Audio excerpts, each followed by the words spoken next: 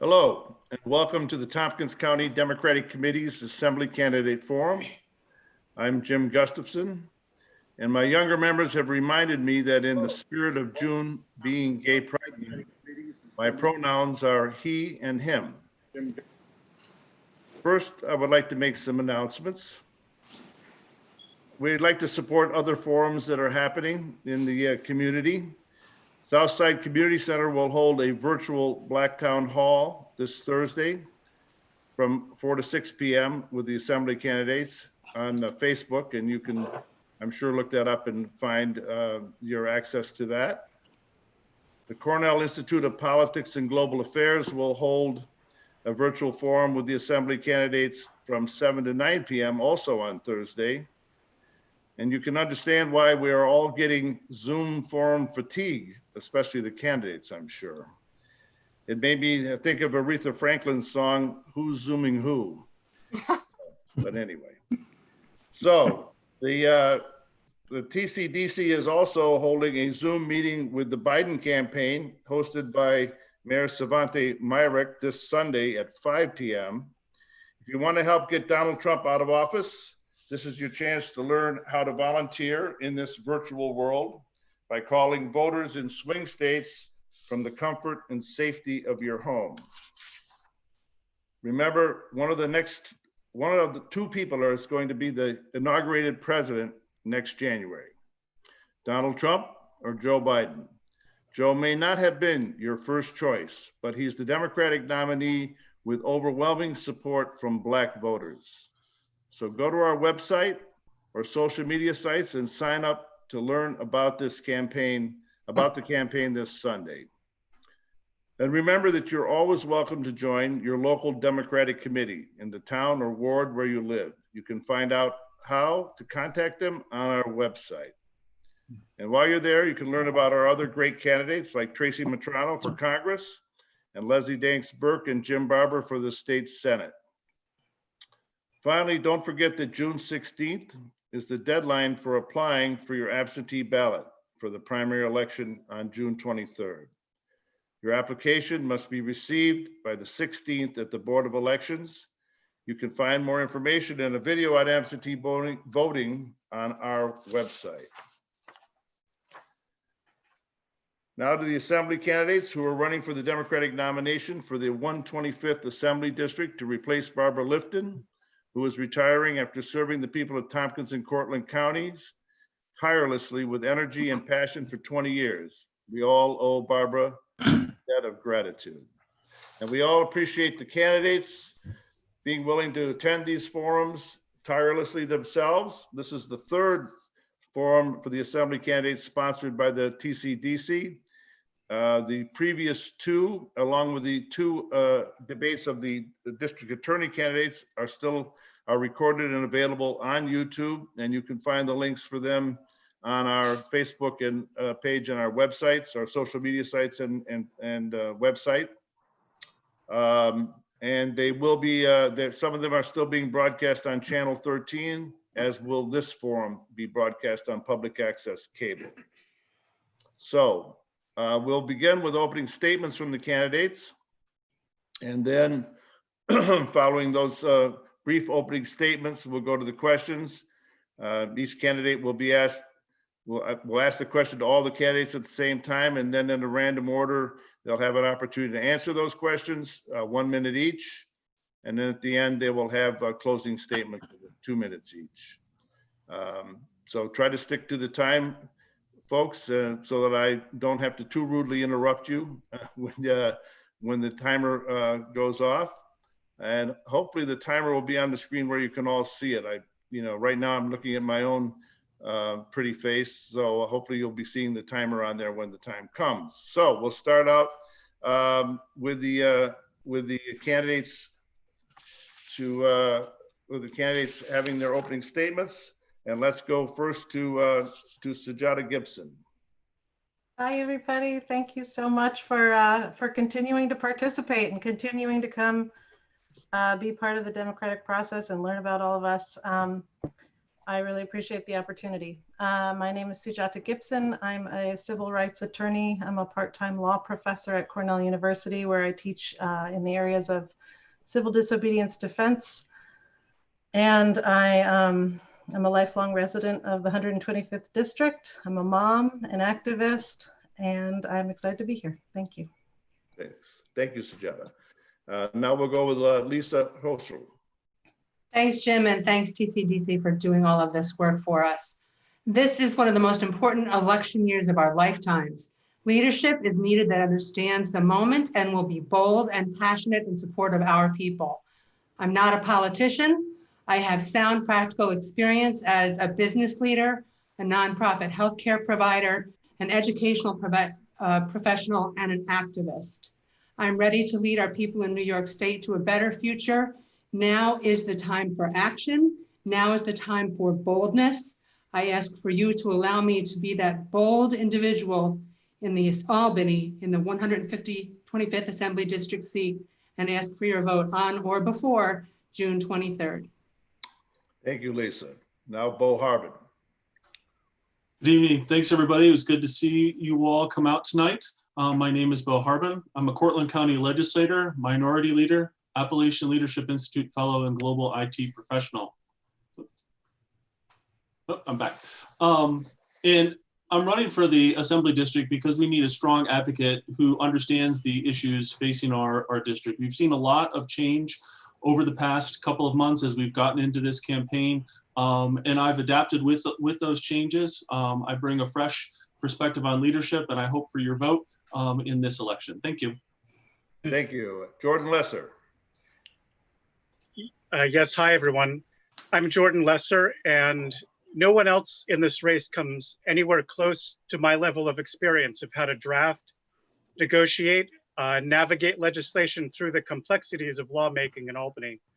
I've worked for 10 years alongside Barbara Lifton as her key policy person, meeting with thousands of constituents and activists across the entire Assembly District, bringing results home for you to fight our climate crisis and fund our schools. If you want a leader who will fight for you day after day and knows how to immediately get things done in Albany with zero learning curve during this uncertain time, then I am your candidate. Thanks, Jordan. Seth. Thank you to Jim, and I want to thank everybody involved with TCDC who's been putting on these forums. I think it's incredible that we've done not just one, not just two, but three of these forums. I think it's a real testament to the democratic process. I want to start out just by the extraordinary pain that Black Americans are feeling right now.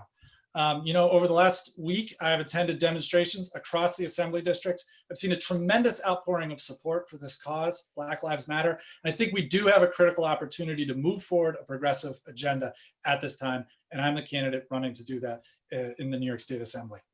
Thank you. Jason Leifer. Hi, thanks, Jim. And like you said, in solidarity with Pride Month, my pronouns are he and him.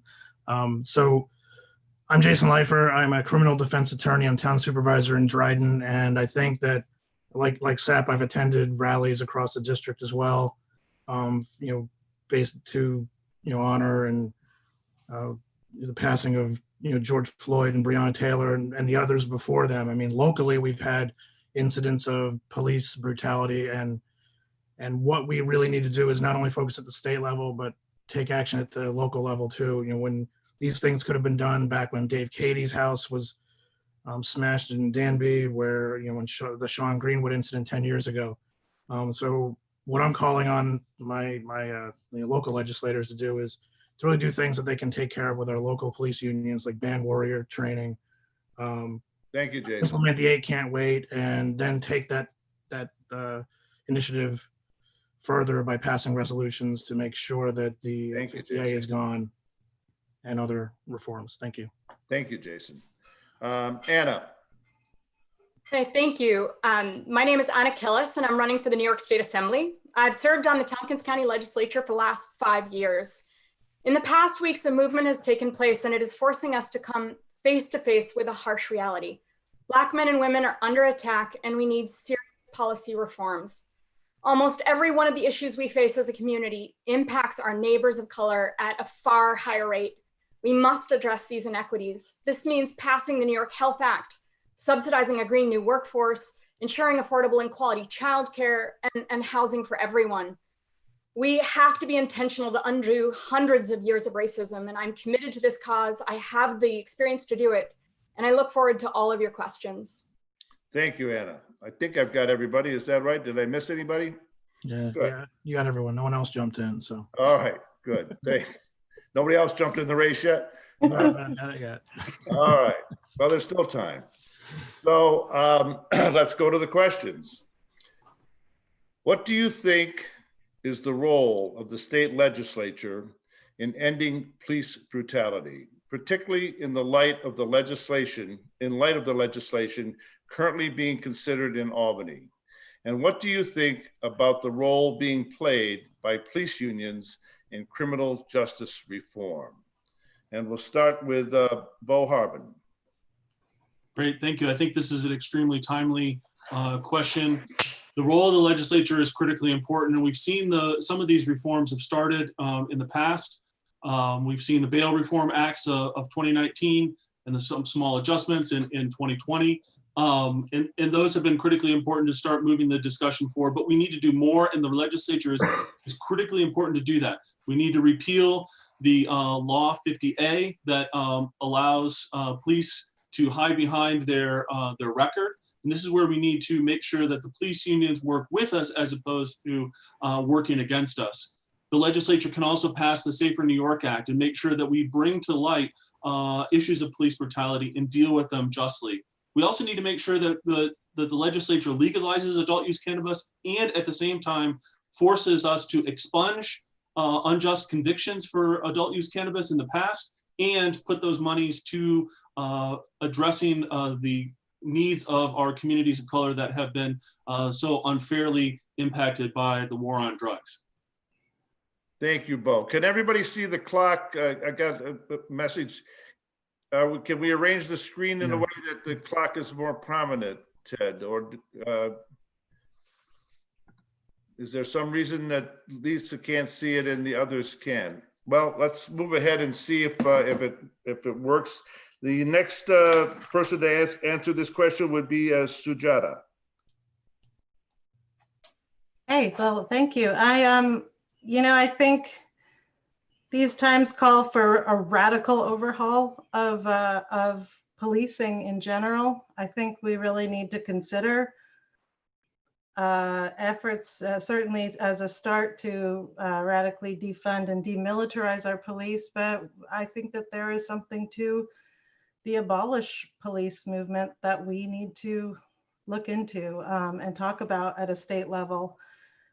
It's not going to fix the problem. All these little reforms, we've tried them over and over. We've tried bias training. We've tried to make these little adjustments, and it doesn't work because what we're dealing with is institutionalized racism.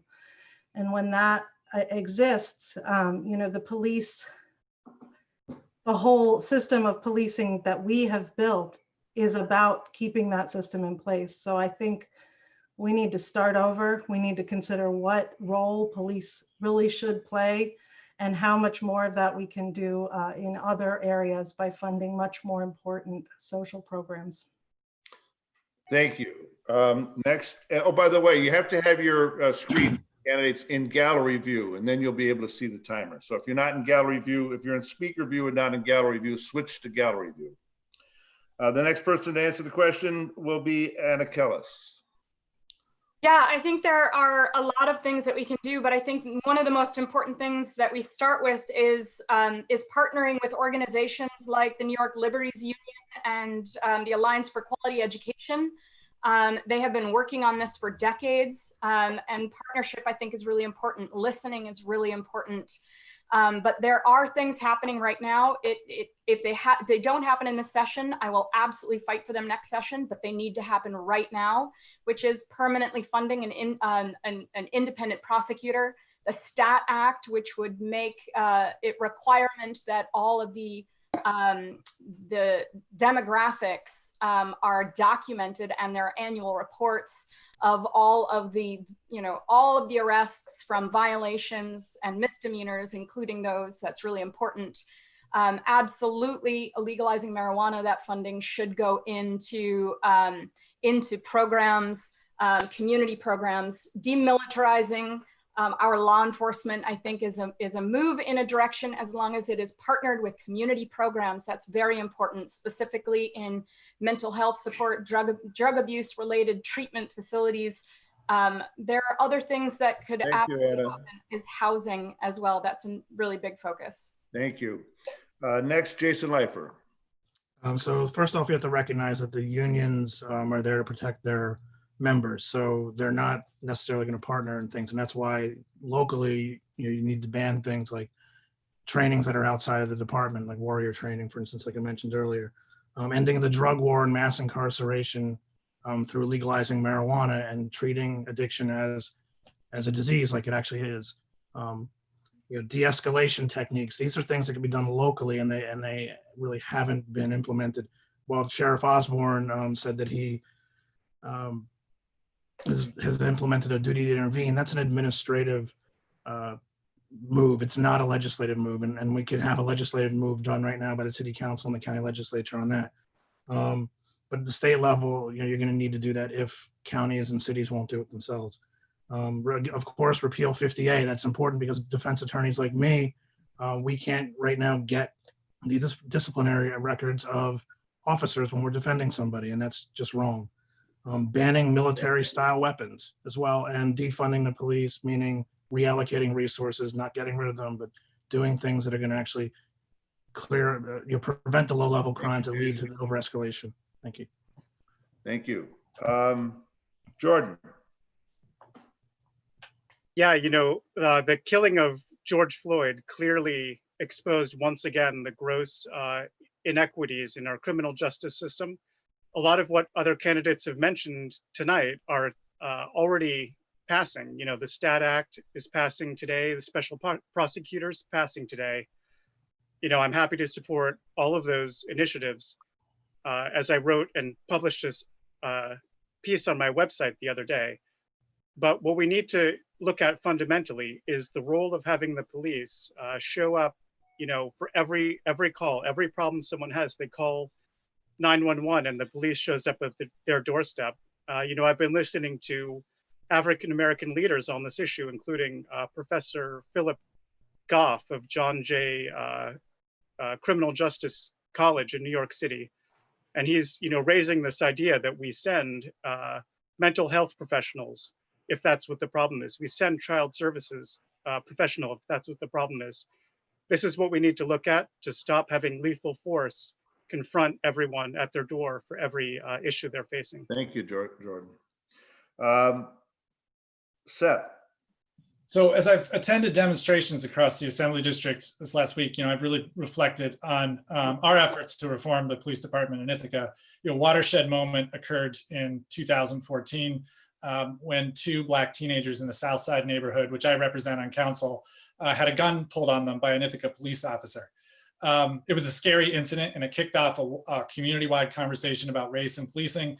As a council member, I participated in demonstrations, I participated in meetings, and I spent nearly a year working with community leaders of color and the police to develop an implicit bias training for the police department. Now, what we found, that was in line with the most forward-thinking policies at the time. What we have found is that that's not enough.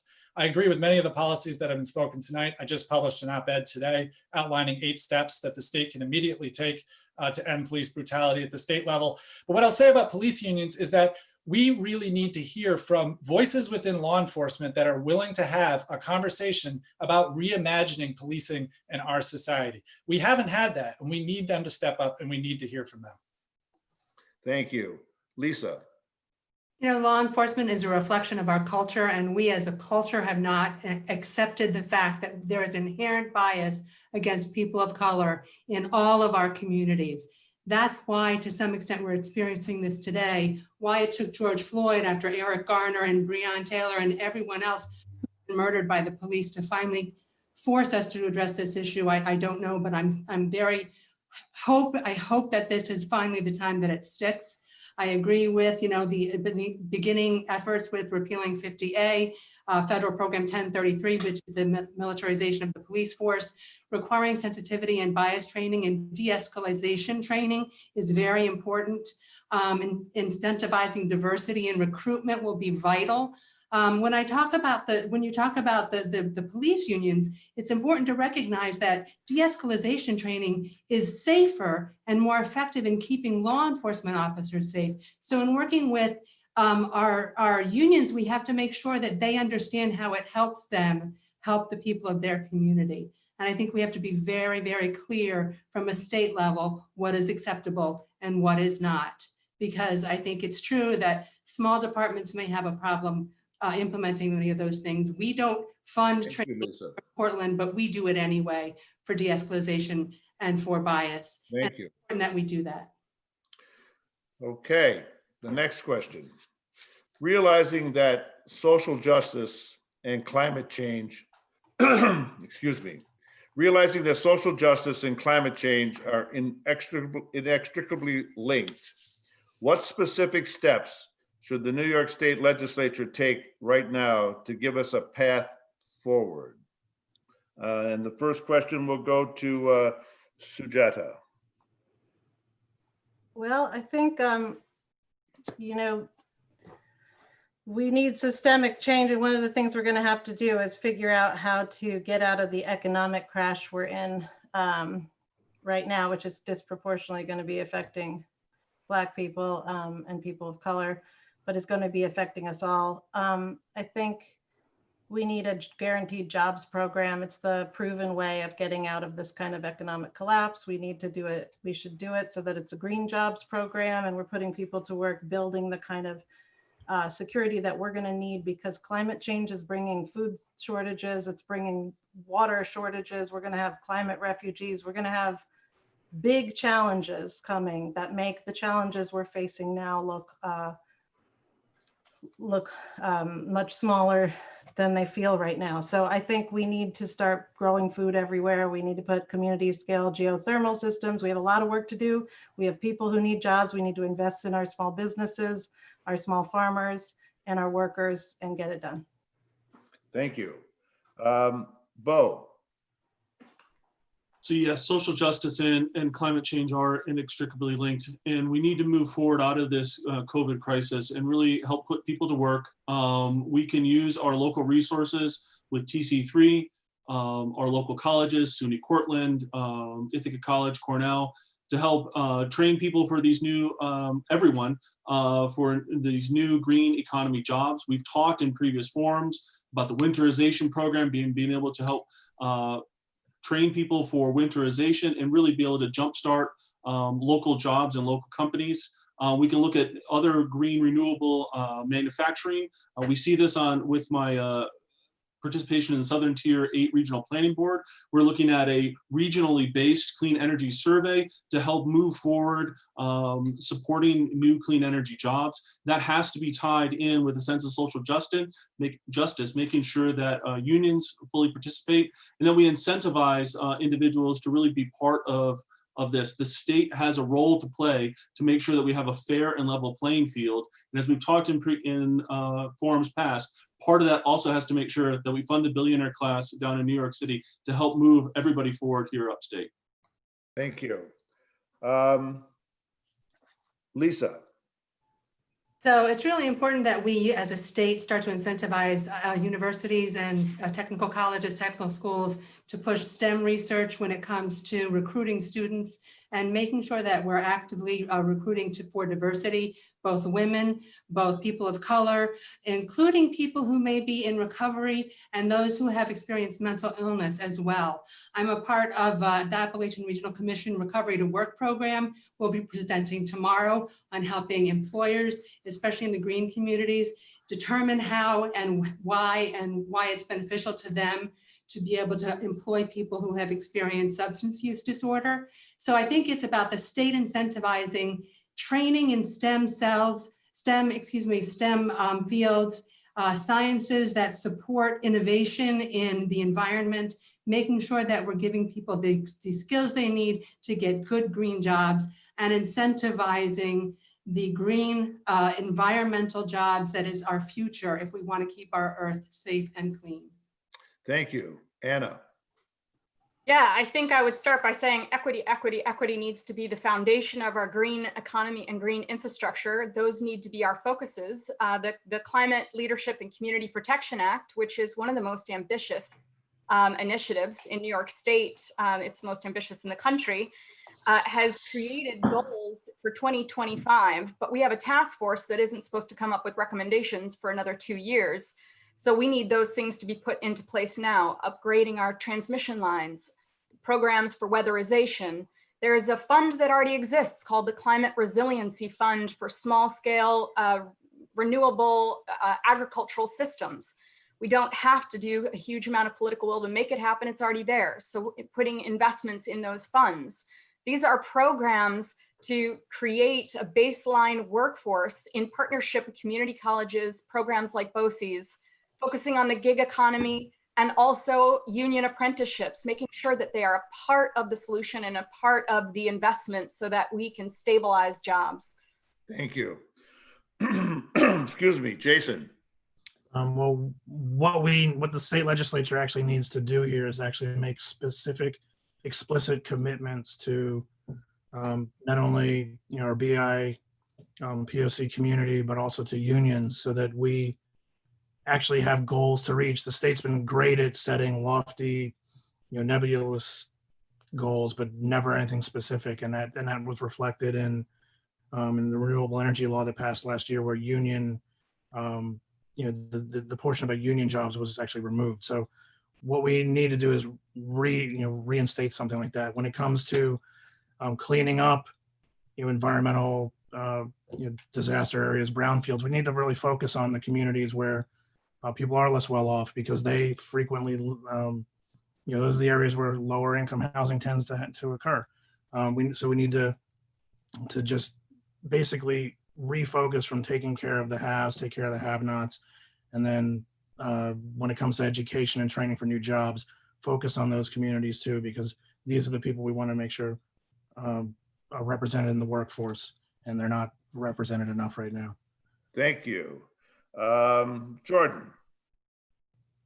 Yeah, environmental justice has long been a very strong passion of mine from when I lived in New Orleans during Hurricane Katrina, and I saw, that it's minority communities that are impacted the most by our environmental disasters. I worked in the environmental law clinic and represented a neighborhood that was hit by the largest urban oil spill in the nation. And these are skills that I've, in fact, already brought to Albany. If you check out Bill A39, that's a carbon tax bill that I developed, which would dedicate 60% of the revenue raised to low income and communities that are impacted, as we know, much more by pollution than where many of us live day to day. That's a policy I would work to put into law, and as well something called equal opportunity solar that I've had the pleasure to work on, which takes those who've been recently incarcerated, retrains them, and gets them out on the ground, putting in our critical renewable energy infrastructure. Thank you. Sep. So the Climate Leadership and Community Protection Act sets goals for removing our state off of fossil fuels, for reducing greenhouse gas emissions, and it's going to require a massive investment from the state. I've talked about TC3 and the importance of TC3 all during this campaign. I think our community college and support for our community college is really critical. Obviously, TC3 has always had a role with training people locally, hooking people up with jobs in hospitals and medical offices. It's called a program, but there are so many opportunities to expand that, to do workforce development for the green jobs of the future. And I do think that those workforce development training programs can be targeted at people who are getting out of prison and people who are struggling with mental health or substance abuse disorders. And there are a lot of good examples of that work that's being done here locally already. I think of organizations like Finger Lakes Reuse. I think of the work that Tatum Engineering has done to do solar panel installation. I think we need to continue those efforts and increase them, and they need to be backed with funding from the state. Thank you. The next question is somewhat a continuous, is a continuation of the same subject area, but I'll give you a chance to go more in depth on these issues. That question is, what environmental actions do you think should be considered in the upcoming legislative session? How would you work with your colleagues to enact this legislation? And we'll start with Lisa. So I want to say that the governor's example of what is the New York Green New Deal is not enough. I think AOC's Green New Deal is one that we need to really start to emphasize. Again, I've said this before, I'm terrified that because oil is less expensive, we will go backwards in terms of our environmental efforts and economic development, and we have to make sure that we do not do that.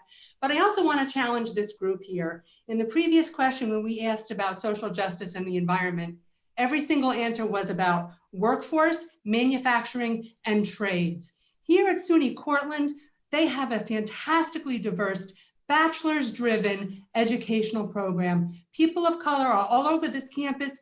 Early in the semester, they are given all kinds of support in making decisions around STEM fields, and entrepreneurship.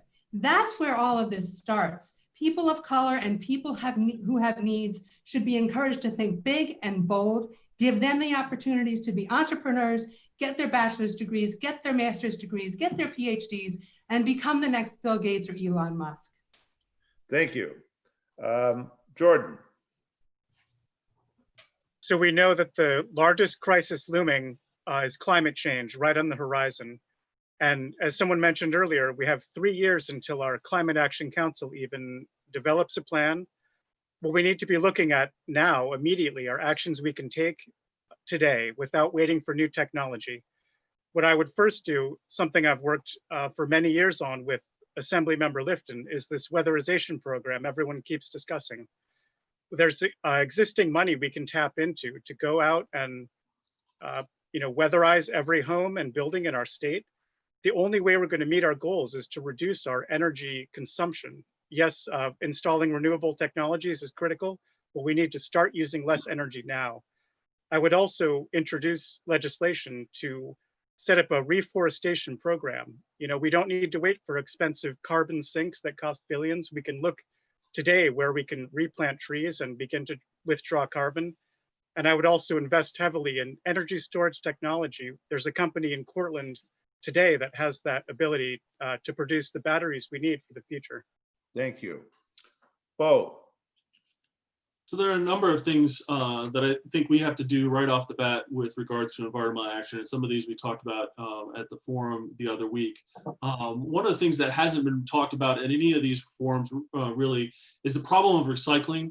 We see this across our district. We see this across the state, that we have not risen to the challenge of what are we going to do with our trash? What are we going to do with the recycling?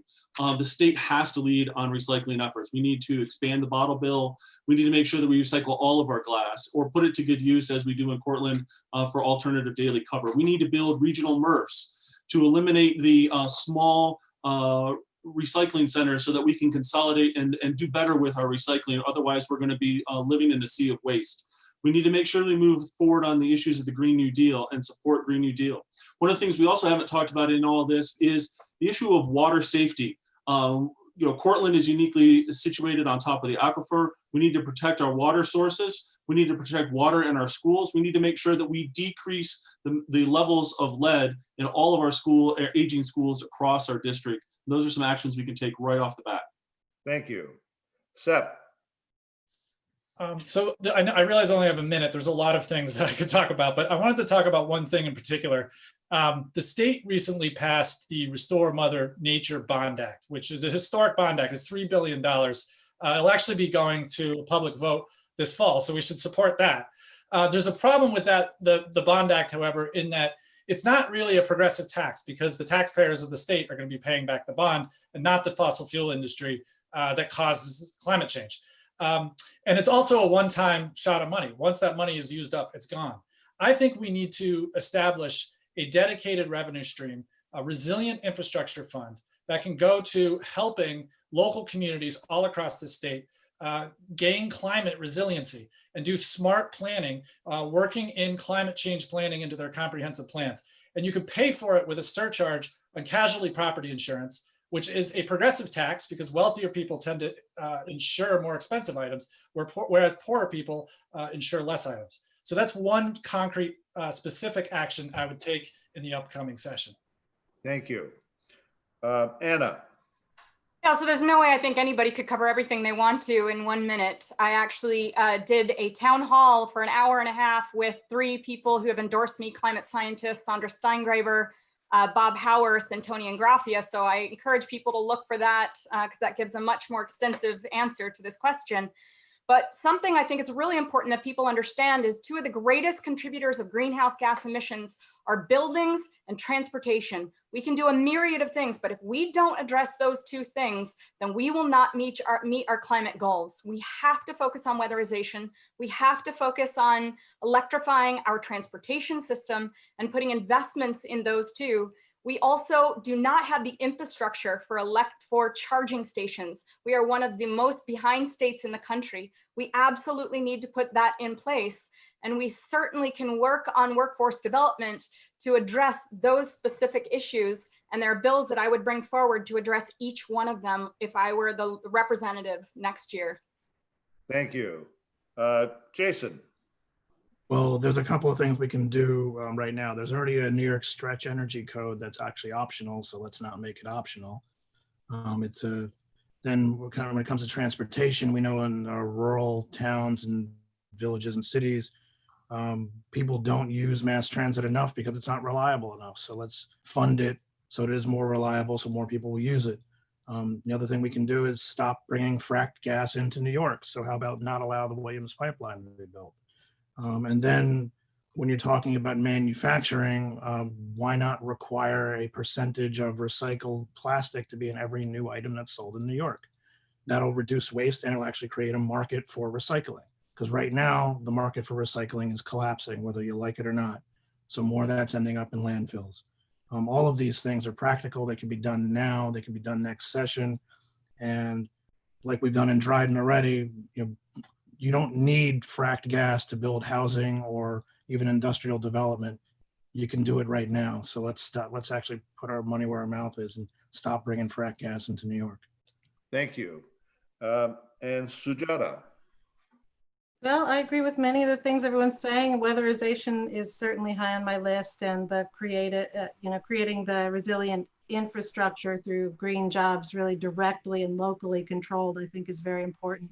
We do need geothermal systems. We do need to increase hydropower and smaller electrical grids. And we need to weatherize all the buildings. I think we could also get creative with solutions like 4-day work weeks. There's an interesting bill up for that. Other things that will reduce the amount of transportation that needs to happen. We really need to protect our water. We have to stop making these kinds of choices, like we're getting rid of the natural gas at the plant on Cuba Lake, but we're replacing with a data center, which is going to be using lake source cooling and warming up our water and causing HABs. We have to get serious about protecting our water now. Thank you. So the next question, what have you been doing to celebrate Pride Month, and what can be done legislatively in New York State to protect LGBTQIA rights? And we'll start with Anna. I think one of the most important things is educating ourselves. There's an amazing documentary on Stonewall, and I think that everybody really needs to understand that those riots that happen in New York City, the experience that LGBTQIA members were experiencing of our community in New York City at the time, I think that it's incredibly enlightening. Talking about these issues, communicating with the public about what the barriers are that LGBTQI members face. I think there are also serious issues in high schools. There's bullying, there's online bullying. So always creating supportive environments, safe environments. There's also policing and having LGBTQIA community members targeted by police. So educating and making sure that they're not being targeted. I think that those things are super important. We've had great conversations at the legislature. We have a very diverse legislature. And I think that the most important thing is just having those conversations and taking steps forward for protection. Thank you. Seth. So I think one of the most important things we can do involves the police reform. That's something we've done at the local level in Ithaca. As I mentioned before, the implicit bias training that we worked on, that was done with input from the LGBT community as well as the Black community in Ithaca. We also have expanded our definitions of human rights on the Common Council to include gender identity. That's something that I voted on as a Common Council member. And I agree with Anna about education. I think that we have serious problems, especially in our school systems, with still to this day, people who are not accepting of the rights of LGBTQ people. And I think education is a really key part of this. And I think that we have to enact at the state level a curriculum that teaches people about the important history of LGBTQ communities in New York State. And so that people can accept cultures and backgrounds of all the citizens of New York. Thank you. Jordan. Sure. It's clear when most people are often facing a decision in their life or realizing that they're looking at, a gender identity within their own lives. This often happens when people are at school. But what we need to implement are protections for LGBTQ youth. We need to make sure every student has access to, a counselor, someone they can speak to about this. And yes, also implement mandatory trainings for all students, staff, and faculty at schools across the state. We could actually also implement this through a required sexual education program across the state. This is a bill that I've seen in Albany, something that I would support from day one in the legislature. And this is a great way to ingrain a better understanding about LGBTQ communities for all students in the state. Thank you. Bo. This is a particularly important issue for me. I have many friends and family who are part of the community, and we celebrate Pride Month by making sure that we talk about it. We look at our feelings about it. We speak about it with others. We look at many of the documentaries and listen to the stories of others that have gone before. But there's a lot of practical things in some of these that we've already been talked about. Certainly we have to protect the rights of individuals in this community. We do need to implement mandatory sexual education, age appropriate across our education system so that children learn that it is okay to be in these communities or to know people who are, and that is just part of the spectrum that we all are on. But we also need to, one of the things we don't talk about enough here in this race is we need to push back up to the federal level. We've seen a lot of the pushback on LGBTQ rights coming down from the federal level, and we need to stand and say, no, that is not appropriate. You have to stop Trump agenda, and we need to make sure that their rights are sanctified at the federal level, and we need advocates in Albany to do that. Thank you. Lisa. So we are the hosts of the LGBT Resource Center in our region, and we get our funding from the AIDS Institute, and we deal with this question every day. I think one of the most important things, as the other candidates have mentioned, is education, but that means going into the schools and talking to the administration as to what they can and can't do when young people are questioning and looking for guidance and looking for leadership. Many schools feel like they can allow their students to access educational opportunity, but only if their parents give them permission. It's very important we have legal information that we can share with those schools and give them the freedom to support their questioning youth so that they can begin that process in a very positive way. Mental health, it means supporting those who are LGBTQ, making sure that they feel and understand that they are accepted, that they are who they are in their skins, and we value them. But most importantly, I think mandating health care for the LGBTQ community. There are still physicians who refuse to provide healthcare services to those in the community, and that's wrong. And we really need to police that and make sure it's not an option for the medical community. Thank you. Sujata. Well, one no-brainer is that, we passed the Sexual Orientation Non-Discrimination Act some years ago, but we still have not included transgendered people in those protections. So we would really have to update that. We need to get serious about reforms in police departments. I've had many clients who have been brutalized by police who are queer and transgendered, and it's really a problem.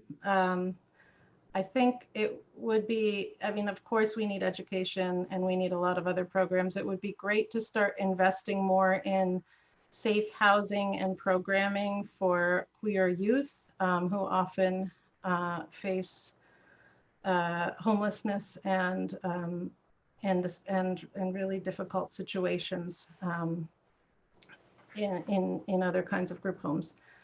So those are the main things I'd start with, but there's many things to do. Thank you. And Jason? Well, in Dryden, a couple of years ago, we declared June Pride Month, so we fly the rainbow flag at the town hall now for the entire month of June. But that was part of creating a safe space for the LGBTQIA community. But policy-wise, at the state level, there needs to be explicit bans for against discrimination, and expanded legislation, like Sujata just mentioned, for transgender. What you also need to do is you need to, when an officer is fired from one department for, abusing not just the LGBTQIA community or any person of color, don't let them be hired by another one, which we had happen in this county a couple of years ago. There was someone let go fired from IPD, and then they were hired by the sheriff, not this current sheriff, but the previous one. You need to have some protections against cyberbullying and maybe expand orders of protection to cover for that, because there are, high school kids are cruel, and they use many tools to bully one another. As far as like what Lisa mentioned, mental health funding and support. Thank you. Thanks. Yep, thank you, Jason. Okay, the next question is, the New York State Public Health Law requires all children except those with a documented medical or religious exemption to be immunized against a number of vaccine-preventable diseases, such as measles, mumps, rubella, diphtheria, whooping cough, polio, chickenpox, hepatitis B, and the three most common causes of bacterial meningitis, in order to attend school.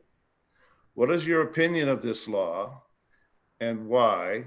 And when a vaccine is approved by the FDA for COVID-19, do you think this should be added to the list of required immunizations?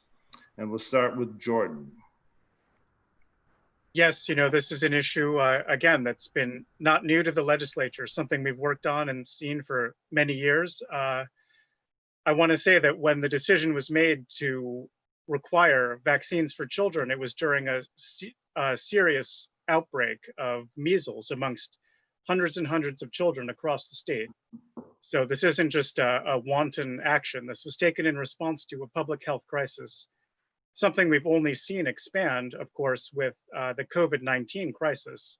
So, I do support mandatory vaccination. I will say that there's great sympathy for those who have medical exemptions. There is plenty of valid reasons why you may not need a vaccine if you are medically unable or medically fragile, absolutely. And the idea that this vaccine blocks you from getting an education is not true. It simply blocks you from attending a public school where you may impact those who don't have the luxury of staying safe. Thank you. Anna. Yes, I think a lot of people know my stance on this. I've also done a town hall on this as well. I highly encourage people to check it out if they want to know my extensive stance on this. I think that the operative here is that it is a requirement mandatory for schools. There's been discussion that that is unconstitutional. Part of that long town hall was with a constitutional lawyer outlining that it does not take away choice because it is exclusive to public schools. So I think that that's really important that people understand. I am in support of mandatory vaccines in schools. I think that it's also really important that we have strong medical exemptions, that we prioritize safety, and that we prioritize transparency.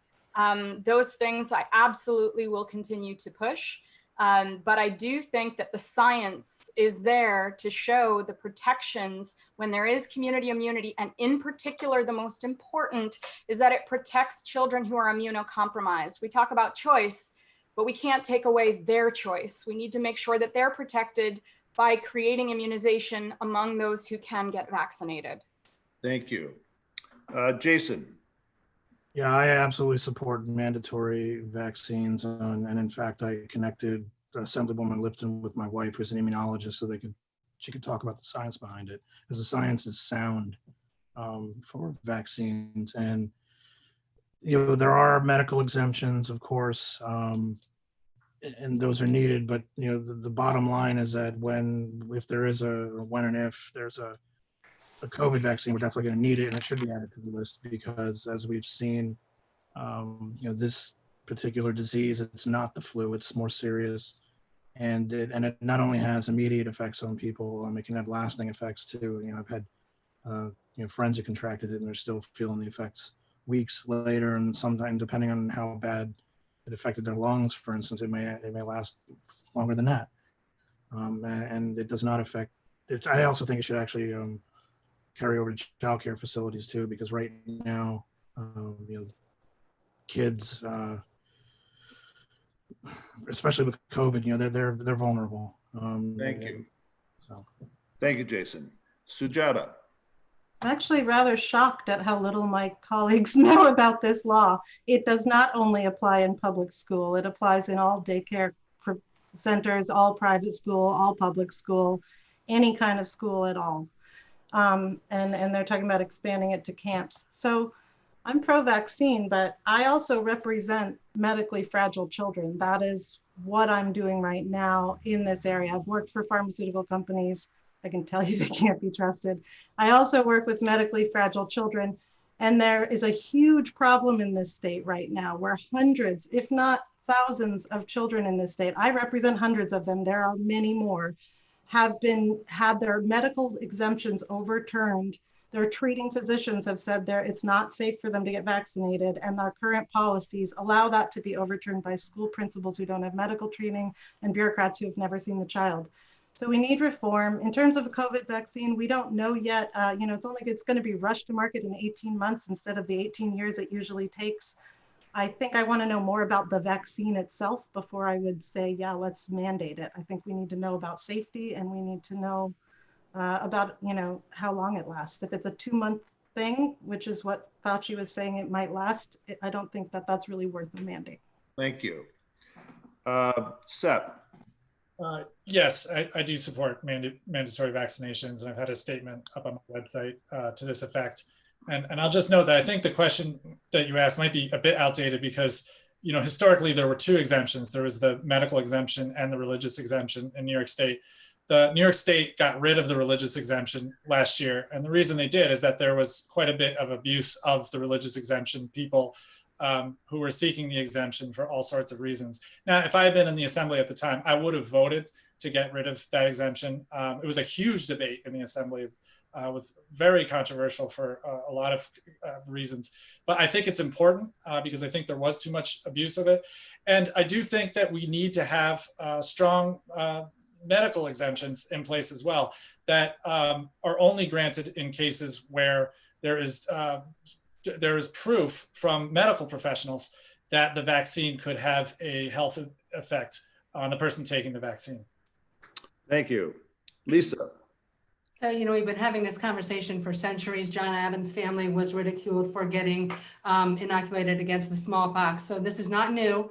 I think one of the things we need to remember is that if we roll out the COVID-19 vaccine, we have to look to polio as our example. At first, it was a disaster. It was fine-tuned and it became safe, and in fact, required for all children to attend schools.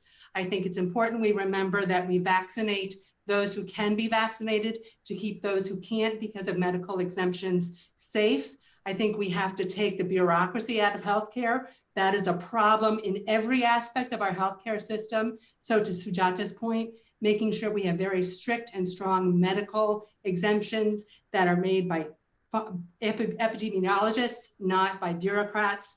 And I think we do have to look at the fact that there's huge profit in our pharmaceuticals industry. And by making our healthcare system more public and funded publicly, that could absolutely be one of the answers that would take that concern away from those who feel that they do not want to vaccinate. Thank you. Bo.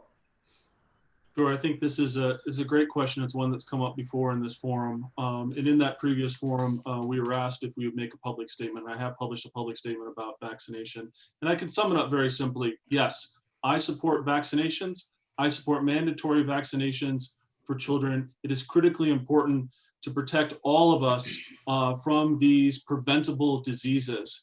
For anybody who doubts vaccinations and the importance of vaccinations, I would encourage you to do two things. One is to watch the PBS documentary special on the polio vaccine and the desperation in the eyes of those parents who are looking every summer at their children's faces and saying, what are we going to do when polio strikes this summer? And the second thing is, I would invite you to walk through any of the cemeteries that we find scattered across our district, these historic cemeteries that are full of the graves of small children who died of diseases that we can now prevent. Mandatory vaccinations help prevent our children. The third world is desperate for vaccinations. We always support their vaccination programs. We need to support that at home. We need to make sure that vaccinations remain mandatory. And to the point earlier raised by Lisa, I do believe that the New York Health Act can be a part of this to help make sure that everybody has access to the vaccinations they need and the healthcare that they need. Okay, thank you, everybody. We're going to take a short break now of 3 minutes, which will allow us all to stretch and get a glass of water or whatever we need to do. And so we'll be back in 3 minutes, and we'll see you then. Thanks.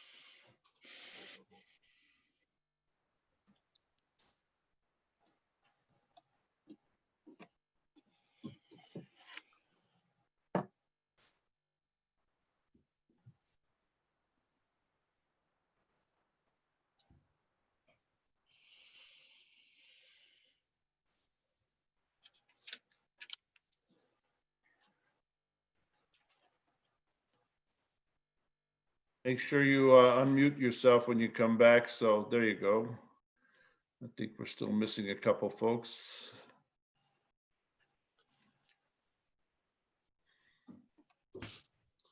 All right.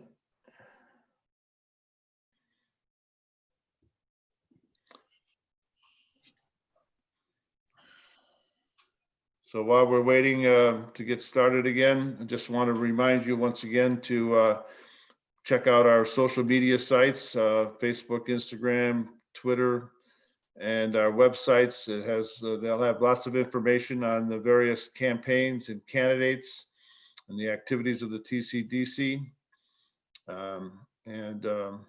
So it's a good resource to be able to see what's going on. Let's see, 1, 2, 3, 4, 5, 6, 7. There we go. It's like counting this. Well, I shouldn't say this. I was going to say 7 dwarfs, but that would be a totally wrong thing to say. But anyways, it's like counting your seven candidates. So let's start up with the questions again. And we're going to go to a question on affordable housing, which is an issue everywhere, especially in poor communities, which are often people of color. As we all know, this has been a problem in Ithaca for a long time. What action can the state take to alleviate this problem? And we'll start with Jason. The state can actually provide funding for affordable housing. And while Assemblywoman Lifton was kind enough to allow the county to get a bill passed to allow the county to use county money, in order to actually make it happen on a large scale, we'll need state funding, and that means creating an affordable housing fund where not only developers such as Ithaca Neighborhood Housing could take advantage of, but private developers as well. And as part of this, what I experienced when I lived down in Maryland was that a lot of these affordable housing developments actually worked well when they were mixed income. Because the last thing you want to do is just separate people based on class or race. So what you need to do is, encourage those types of developments, and then if you're going to, build not just the rentals, you need to encourage home ownership as well, and that can be in like as traditional single family or, condominium development or things like that, because you bring costs down when there's more density, and as we've find even in Dryden, you can get more units in an area when you allow more density. But the flip side of that too is we're also talking about climate change, and in order to fight climate change and have affordable housing, you really need the density near services and transportation and such. Thank you, Jason. We seem to have lost our timer. Stacy, are you there? Or did we lose our signal here? This will be tricky. Yeah, I have to do this myself. Jim, she was frozen. I was trying to help her. Just give us a second. Okay. Hopefully she'll be back. We'll go ahead and I'll keep track of the time here on the question. Seth. This is an issue I've worked quite extensively on the local level and Common Council. Obviously, we know that increasing housing costs in the city of Ithaca are a real problem. I've been a champion for affordable housing as long as I've been on the council. Had a big role championing projects like the 210 Hancock and Stone Quarry, those INHS affordable housing projects. I played a leadership role recently on the council, to influence the Salem Conception School to INHS. I played a negotiating role in securing 200 units of affordable housing in the new development of the Main Street Garage, and also the Carpenter Business Park project. What the state can do is we need more funding for affordable housing. I mean, one of the biggest challenges we have in Ithaca is a lack of supportive housing. So this is housing not for the middle income range, but really for people that are in crisis, that have mental health issues or who are getting out of prison. And the state made several years ago a big commitment to increasing the amount of supportive housing in the state, 20,000 units. We need to accelerate that because that promise is still out there, and it needs to be realized. Thank you. Okay, Sujata. Well, I think that we can do some things with property tax reform. I'd like to see property tax abolished for primary homes and for all rental units that meet a affordable housing criteria, and replace that with a progressive income tax. I think that would do a lot. We have to get the state funding, but we also have to tighten up the incentives and abatement programs. You know, Anna and Seth are both in a position to make certain requirements before giving and encouraging these abatements, and they do not. Time and time again, we see all of this high-end luxury development being given our tax incentives and abatements, even extended ones. I saw Seth go out of his way to give Travis Hyde that. Anna would not intervene. And we're just, you know, giving away all of our incentives so that we can boost up the high-end luxury development market and ignore affordable housing development. I think they all have to have a requirement for affordable housing before we give state money to it. Thank you. Ted, Stacy's back, so you're relieved of having to hold your phone up. Lisa. So, you know, one of the big issues is housing stock is aging. So we really do need to help individuals access funding, both rental owners and small homeowners, to be able to reinvent their house and their homes. Home ownership incentives is important. In Cortland, I'm sure it's the same in Tompkins County and Ithaca, the college communities are absolutely taking some of the most attractive and well-established housing around the college campuses and turning them into student housing. Just as Sujata just said, that's a real problem because it's absolutely closing out those who have or need Section 8 housing. We also need to provide additional funds for social service departments, for DSS departments.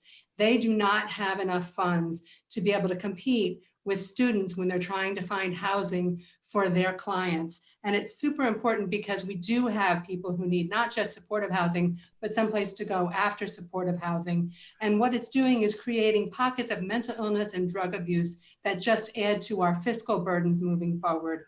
And certainly the progressive income tax versus property tax is important. Thank you. Bo. We see this in Cortland and of course across the district with the issue of affordable housing. Actually, we do have more affordable housing in Cortland, but you know that's just because of the nature of our older housing stock. But a number of things that we need to make sure that we look into and address. So first of all, as been discussed, forcing developers to make affordable housing a priority. We also need to hold landlords accountable, particularly because a large portion of our housing across our district is rental housing. This ties into continuing the moratorium on evictions. Except in the cases of non-payment, there really should be no reason why somebody is going to lose their house because their landlord wants to flip them out and bring in students, which we see regularly here in Cortland, particularly in housing close to the university. But part of this also ties into an issue that hasn't been addressed is the impact that passing New York Health Act will drastically lower property taxes for our county governments, which will allow us to make affordable housing across our district better for everyone. Thank you. Jordan. Yeah, the legislation that Jason mentioned was something I was proud to work on in terms of negotiating and drafting the bill to allow Tompkins County to spend millions on affordable housing over the next decade and beyond. But we need to do more. Unfortunately, the state has cut funding, aid and incentives to municipalities funding over the last few years. What I would call for is a dedicated stream through, as we call it, AIM, going not just to Ithaca, but going to every community to make sure they can put in affordable housing in each location. But I would take a strong look at the fact that we need to make life for people affordable in many other ways. So I would also call for childcare, dedicated childcare facilities through the same funding mechanism. And I'd take a look at where our affordable housing is now, which is in more rural communities. We need to set up a robust, publicly funded taxi cab system to make those living outside of our cities have access to good jobs here in town. Thank you. And Anna. Thank you. Well, although it's unfortunate, I've never actually had any direct role in abatements for commercial development because I'm not on the IDA. I have championed publicly the Green Street development because it is a low-income housing credit program. I also have for years sat on the Community Housing Development Fund, which has worked on project after project in the county where we give small grants to those projects that increase their competitiveness at the state level. And every single year we get at least 1 up to 3 projects a year of mixed income and low income developments throughout the county. That is really important that programs like that increase, and that's something that I would focus on. It's also very important, I think, to emphasize and champion the good cause eviction legislation. It did not pass last year as part of the Emergency Tenant Protection Act and other legislation that pushed for a racial justice lens to promote housing in disadvantaged communities. I think that is very important that that is emphasized. And one thing I have worked on and did pass was an abatement program for residential. That is something that I put forward in my committee and passed this last year. That is unique and something that I would emphasize as I move forward. Thank you. Next question. In a 7-candidate race, it can take as little as 16% of the total vote for a candidate to win. Ranked choice voting, which allows voters to specify a first, second, third, and so on choices, ensures that the winner, excuse me, has a majority of votes and guarantees broad support. Would you support the legislation that Barbara Lifton has submitted enabling ranked choice voting? And we'll start with Seth. Yes, actually, I'm very familiar with the legislation. I would support it. I think it does give more choice to the voters, and it prevents the kind of strategic voting that sometimes people gain in, where they might want to go with a candidate who's not their first choice, just so they avoid somebody who's really bad. So I think it's definitely something the state should move forward with exploring. And another thing, I think it could help to boost turnout. I think when people know that they have more choice, they're more willing to participate in the democratic process. So yes, it's certainly something I support. Thank you. Lisa. Yes, absolutely. I agree with this concept. I think it's very important. And I think that would absolutely increase turnout. I think it would allow people to feel as though they have more choices in their leadership. And I think it's very important that we move ahead with this legislation. One of the other things I would consider asking to investigate is lowering the voting age to allow younger people to vote. I think that in combination, those two initiatives would be very powerful in terms of helping engage our young people in the election process and in the governmental and legislative process, because that's very, very important. Thank you. Let's see, next we have Jason. Yes, I absolutely support ranked choice voting. I also support making it easier for people to get on the ballot. New York has one of the most antiquated systems for people to even become a candidate. I'd also like to see publicly financed elections so we get the money out of politics. I'd like to see a constitutional amendment so we can actually have vote by mail the way they do in Oregon and Washington State. I'd like to have same-day voter registration. I'd like to see it so that we have election day as a holiday, so that we sync up village elections with town board elections in November. I mean, but right now, New York, we vote in the spring for villages, then we have a school board vote, then we have a primary, and then we come November, we vote a lot in New York. These are common sense reforms that I think will get more people to the ballot more consistently, and get better candidates as well.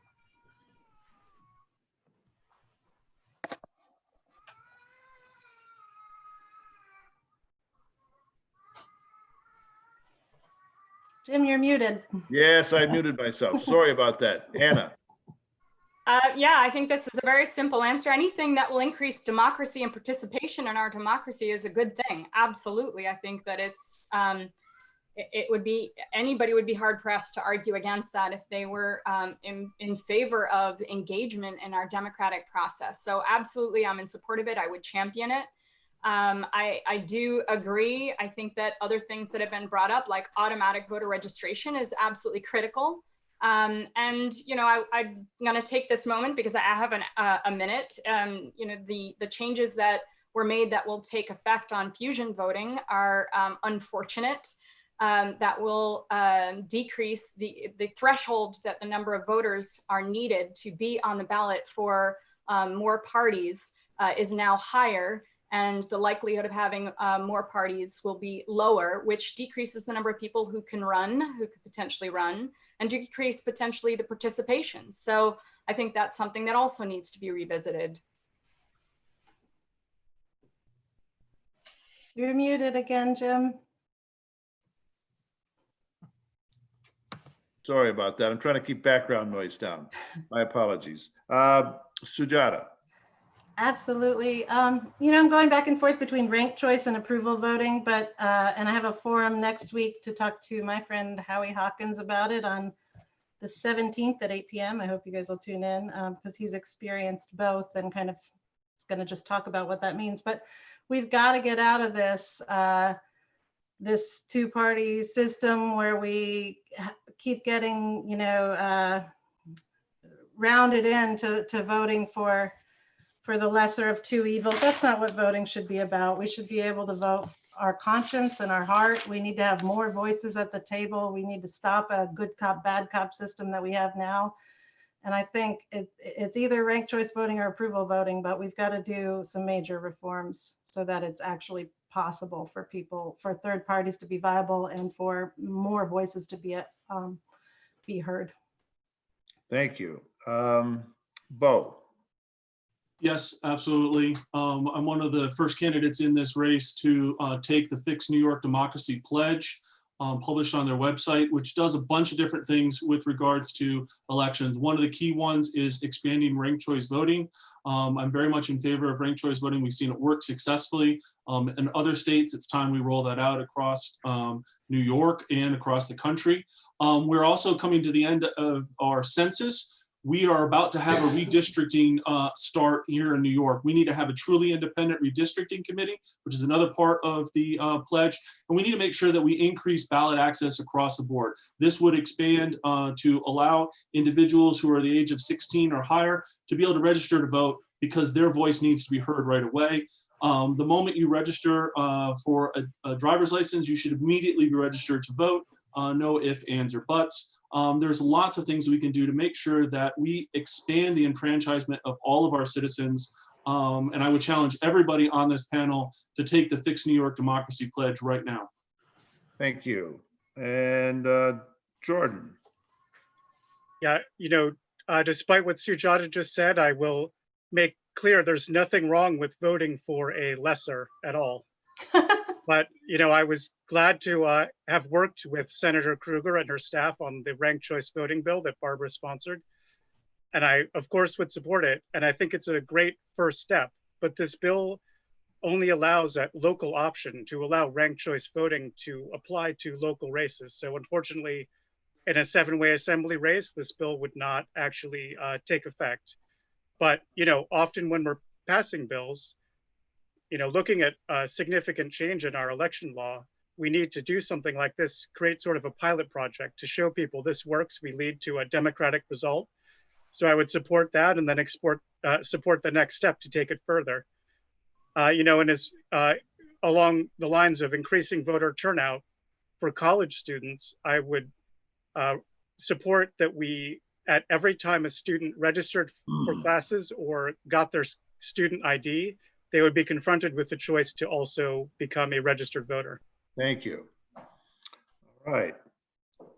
So this will be the last question, other than maybe one short question at the very end. We'll see how the time looks.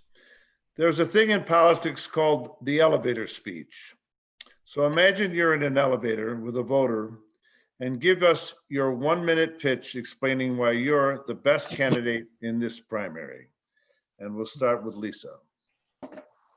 So we have all the money in the world that we could possibly want to do all of the things that we talk about. We want to implement the New York State Health Act. We want a greener environment.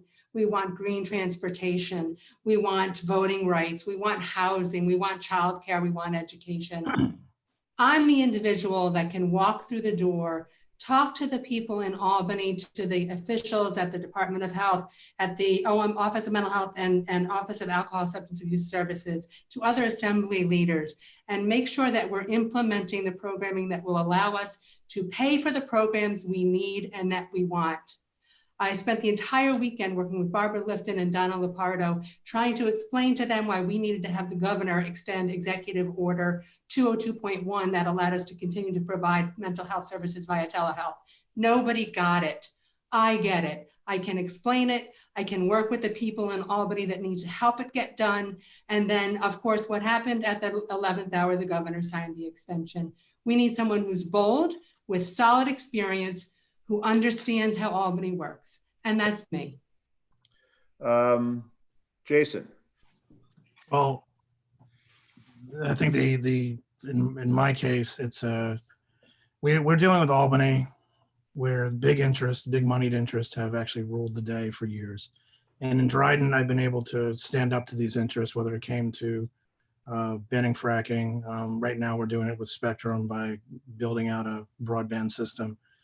And it's really about having a vision of what can turn New York into a better place for everyone to raise their family, get an education, start a business.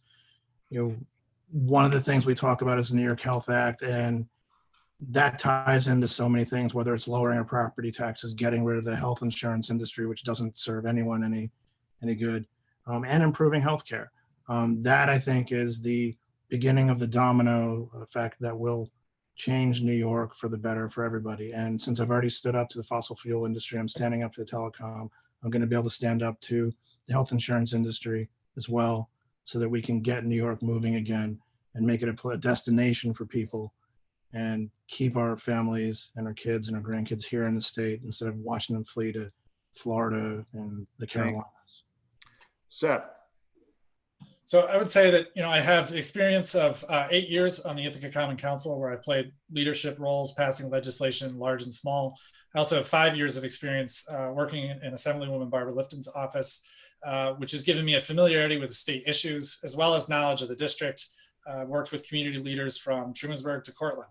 I think that I'm good at working with people. On the Common Council, I've excelled at forming coalitions, collaborating with people, and that's what legislating is all about.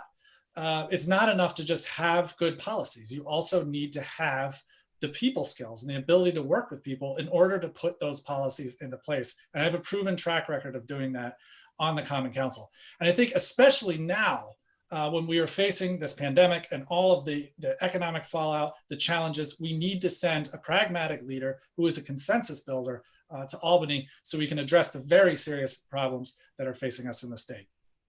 Thank you. Jordan.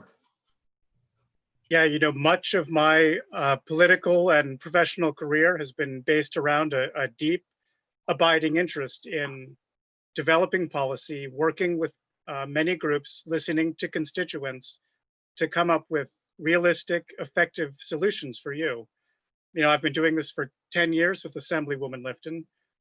Prior to that, I worked as a national park ranger, and I, have a strong background and dedication to dealing with our climate crisis, dealing with environmental problems, addressing the social inequalities that are exposed by COVID-19, and frankly, that have been prevalent in our society for many, many years.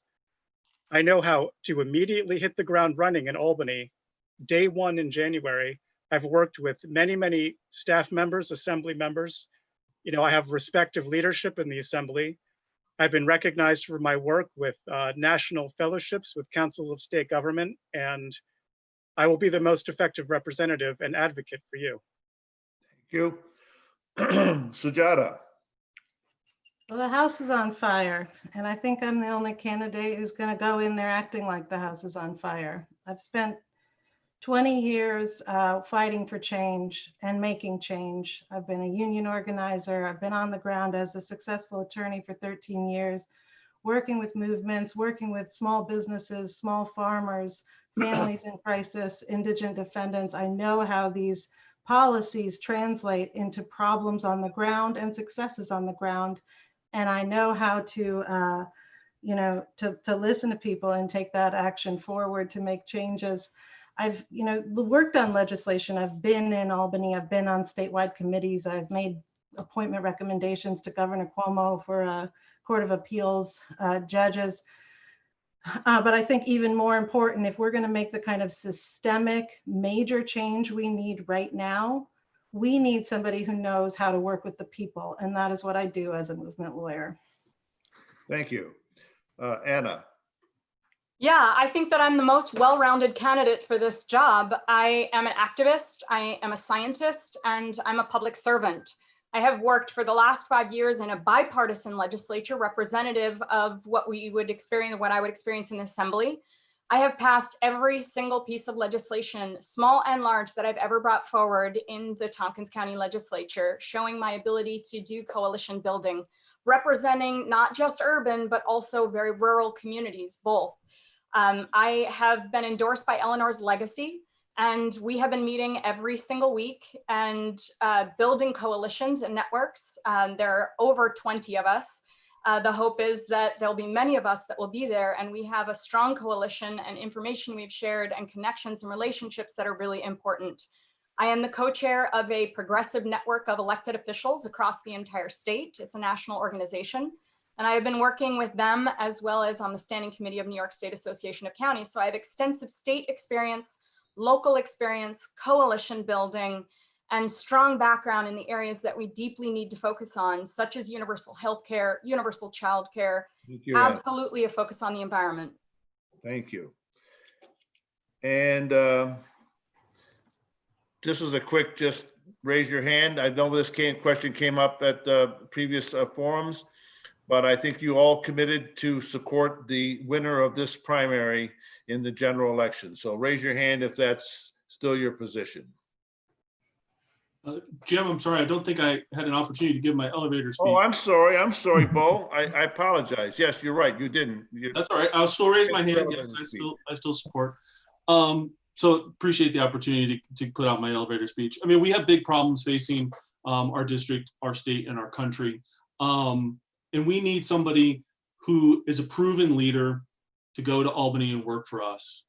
I'm a Cortland County legislator and a minority leader in a red district, and we get stuff done in Cortland for the people of Cortland.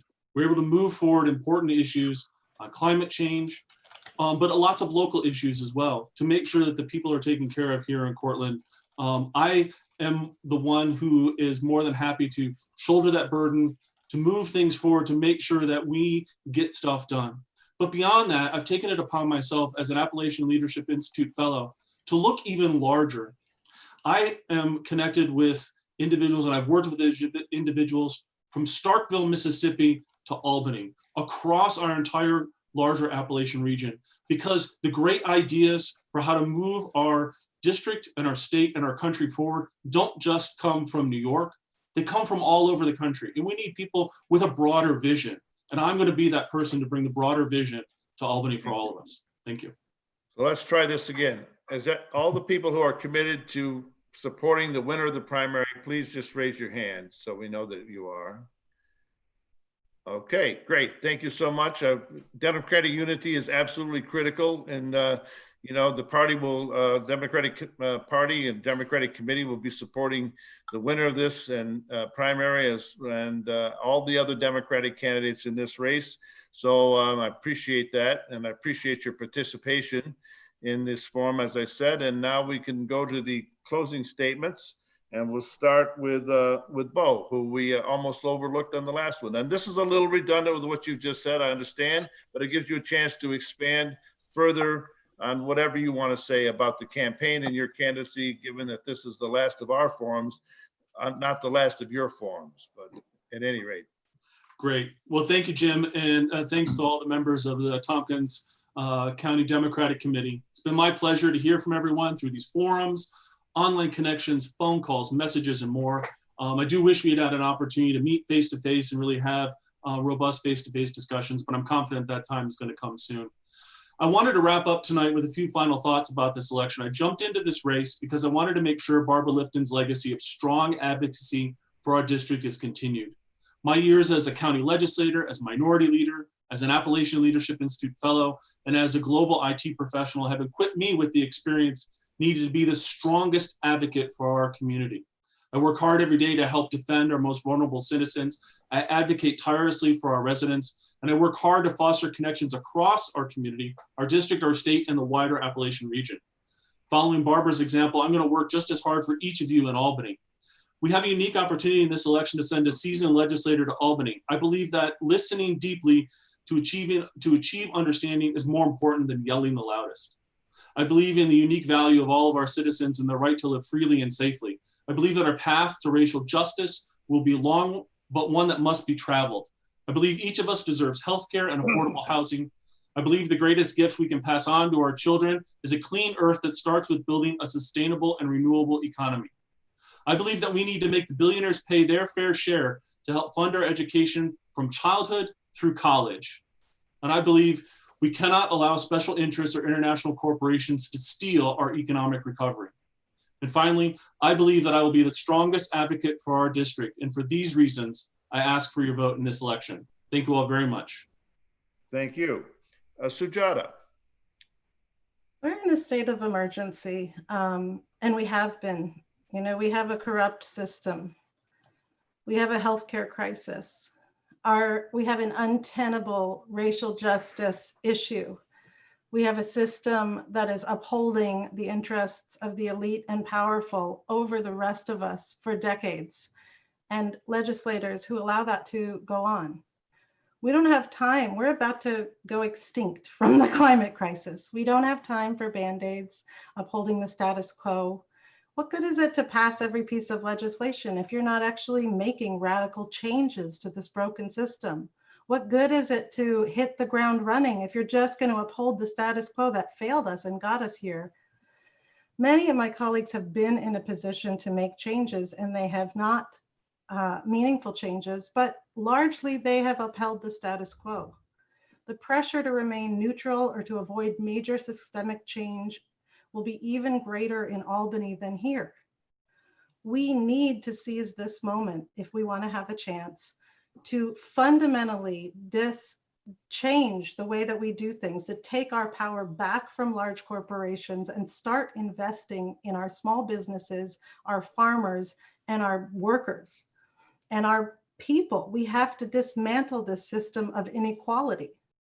We have an opportunity to do that right now, but we need someone who's going to be willing to stick their neck out, because when you try to dismantle a system like that, it's not good enough to be friends with people or build coalitions. The pushback will be intense. I am the only candidate here who has stood up time and time again and has a proven record of sticking my neck out and successfully fighting these big fights.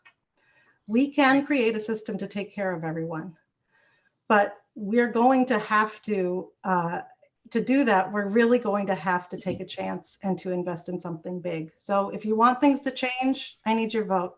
And I really appreciate all your time being here and your participation. I hope you'll join me. Thank you. Anna. Thank you, Jim, and the TCDC and all the participants.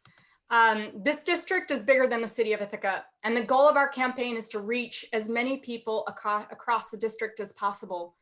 I have a proven track record of coalition building. This is demonstrated by the grassroots nature of my campaign.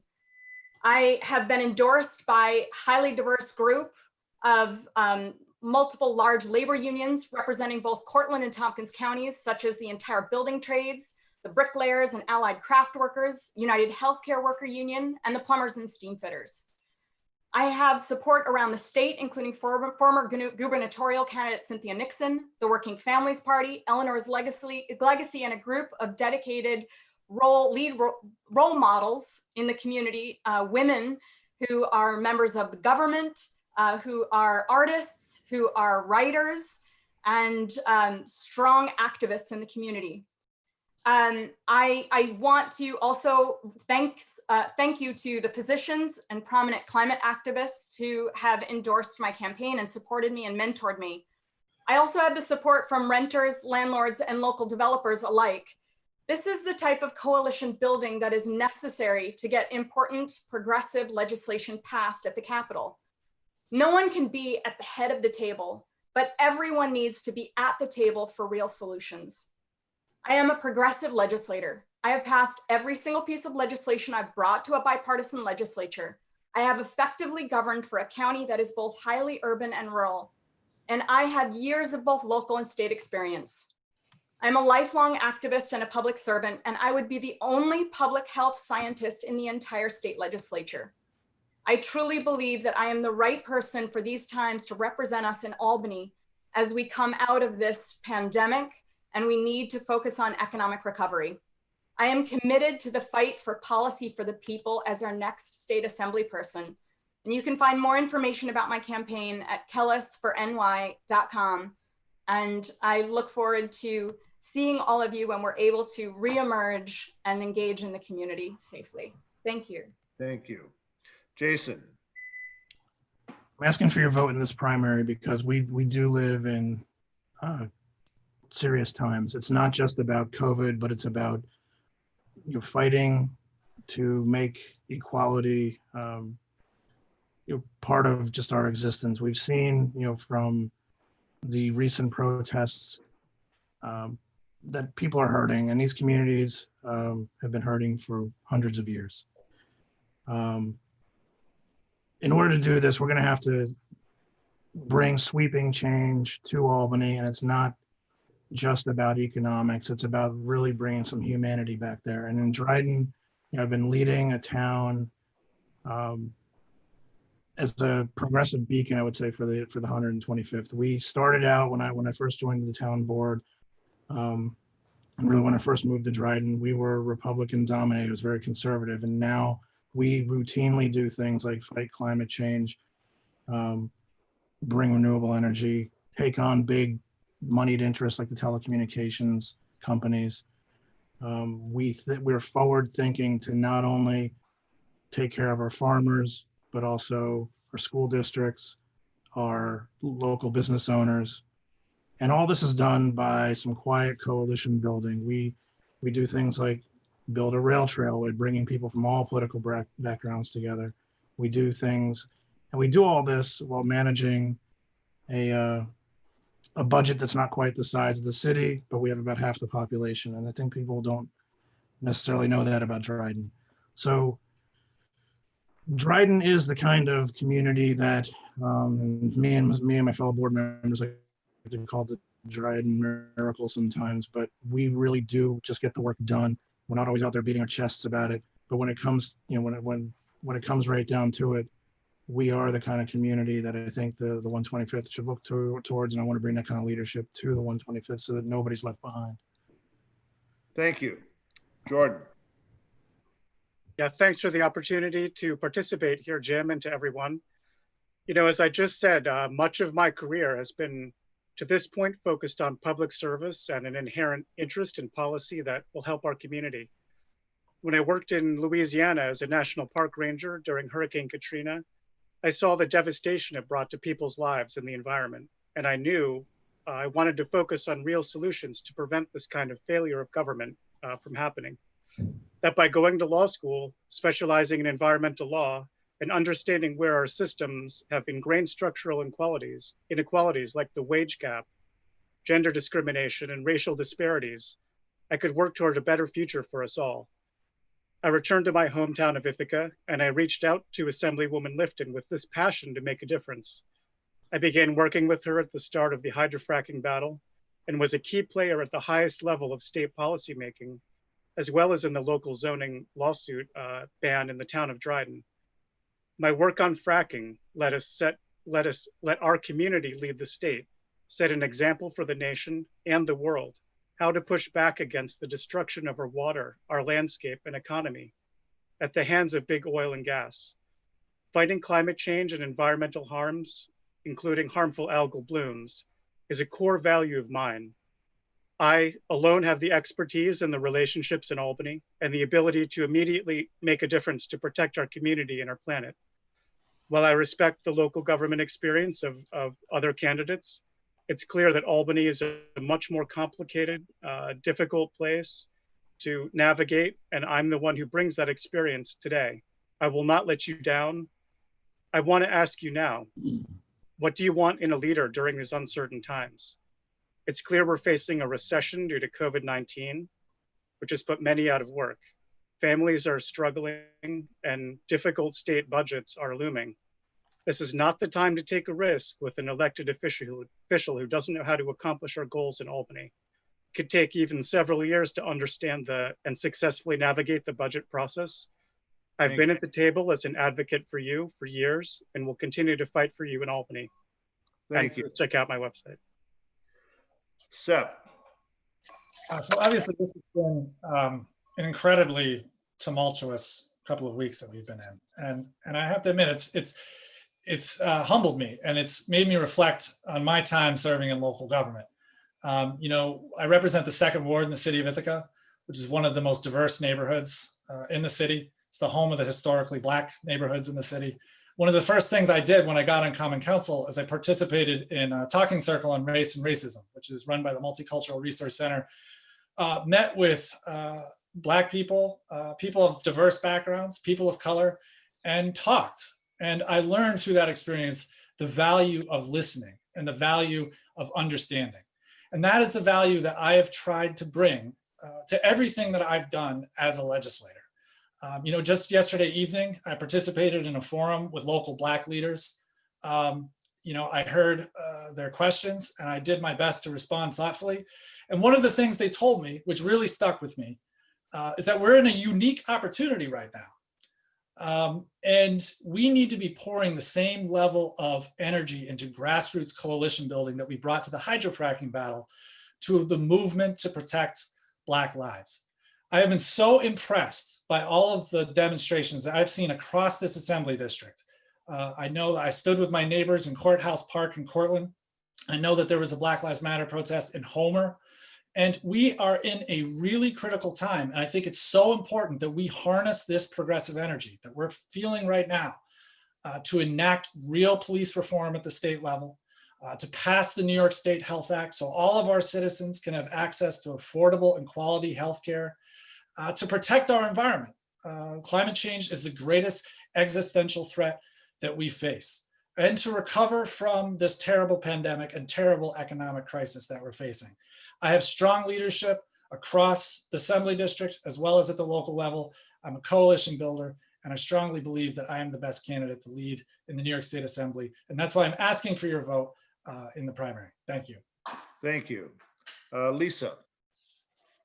So this is a position that requires someone who speaks multiple languages just to multiple people. First, I want to tell you why my background is very important here. I'm an experienced teacher.